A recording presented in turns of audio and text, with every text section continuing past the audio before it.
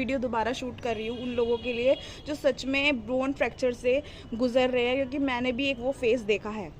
Okay, सो मेरी जो weight loss की जर्नी रही है वो तो बहुत इंटरेस्टिंग रही है, वो तो आप मेरे वेट लॉस जर्नी में देख ही लोगे। लेकिन मेरी जो एक मेरी ज़िंदगी का पार्ट या चैप्टर कह लो या लेसन कह लो, वो मुझे बोन फ्रैक्चर के बाद ही मिला है। तो मुझे आज से 2023 अक्टूबर में मुझे फ्रैक्चर होता है। मुझे प्रॉपर डेट याद नहीं है। मुझे फ्रैक्चर हुआ था जिसकी वजह से मेरी फिबुला बोन ब्रेक हो गई थी। एंड उसके बाद क्या हुआ था, मुझे डॉक्टर ने सर्जरी के लिए बोल दिया था और उसके बाद मेरी सर्जरी हुई थी और मैं 3-4 महीने तक ऑलमोस्ट बेड पे थी। और उसमें मेरी क्या डाइट थी, क्या रूटीन था, I will tell you all thing.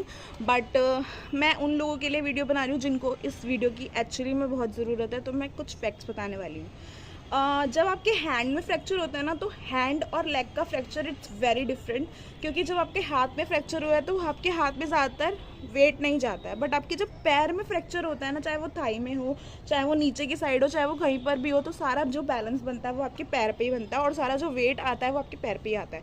सबसे ज़्यादा प्रॉब्लम तो ये होती है जिनको वेट की प्रॉब्लम होती है और जिनको फ्रैक्चर भी हो जाता है और बैठे बैठे उनका वेट भी बढ़ जाता है। जैसे कि मेरे साथ हुआ था, मैंने अपना वेट लॉस किया था इतनी जद्दोजहद करके, मैं 60 पे आई थी। But right now my weight is 64 और 60 के बीच 3 के बीच में झूलता रहता है।